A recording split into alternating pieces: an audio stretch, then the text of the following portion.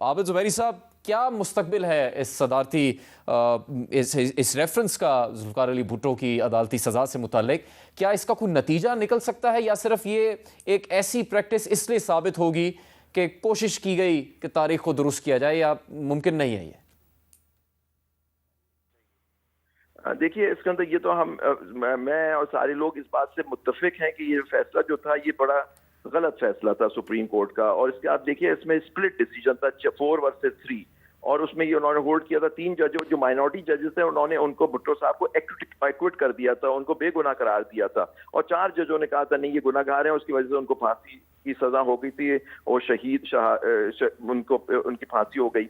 लेकिन देखिए, इसमें जो मेन इशू आएगा कि क्या प्रेसिडेंशियल रेफरेंस के ऊपर ये कोई जजमेंट सुप्रीम कोर्ट की किसी केस में खोली जा सकती, क्योंकि इसमें एक ओपिनियन ली जा रही है। लेकिन कोर्ट अब ये देखना होगा कि क्या कोर्ट इसमें ओपिनियन दे सकती है।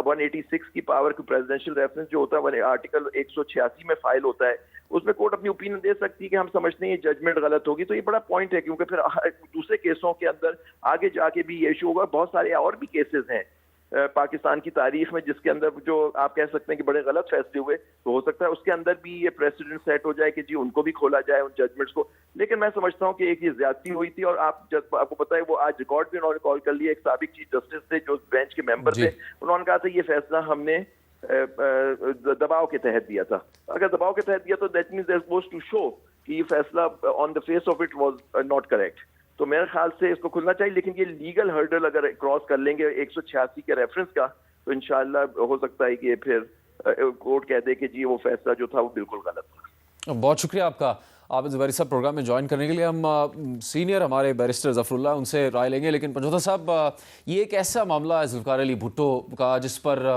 जब इमरान खान साहब इक़्तिदार में नहीं रहे तो उसके बाद उनकी तकरीरों में बहुत वाज़े नज़र आया ये कि वो किस तरह से उसका जिक्र कर रहे हैं कि ज़ुल्फ़िकार अली भुट्टो के साथ किस तरह नाइंसाफ़ी की गई थी।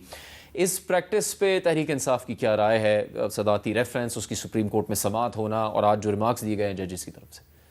बहुत शुक्रिया जी। जुनैद भाई, गुजारिश ये है कि एक अच्छा साइन है और इसको खुशाइन देखते हैं हम कि ठीक है, उसके ऊपर फैसला आना चाहिए। और प्रोसीडिंग अगर इस तरह से वो होती है, लाइव कवरेज जाती है, तो बिल्कुल ठीक है।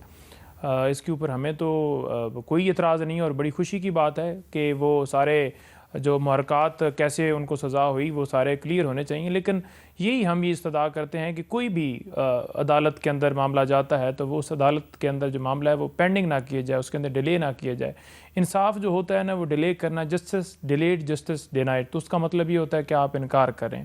तो यही मामला चेयरमैन PTI के केसेस के अंदर भी आ रहा है। और ओवरऑल अगर देखा जाए, फॉर एग्ज़ाम्पल एक बंदा कत्ल होता है जी, 2020 में कत्ल हुआ, 2021 में उसे सज़ाए मौत हो जाती है और सज़ाए मौत गलत होती है, और 2022 में जाकर ऊपर अपर फोरम के ऊपर पता चलता है कि वो तो बेगुनाह उसको सज़ाए मौत हुई है। तो तब तक तो वो हैंग हो चुका होता है।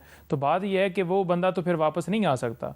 तो अदालती जो ये सिस्टम है इसके अंदर ये बिल्कुल खला हैं, और फैसले किस तरह से मजबूर किया जाता है, प्रेशर डाला जाता है व्हाट्सएप के ज़रिए या वीडियो या जो भी मामला किया जाता है, तो ये बंद होना चाहिए। और बिल्कुल हम उसकी हमायत करते हैं और यही कहते हैं कि बिल्कुल जो है वो कानून की पाबंदी होनी चाहिए।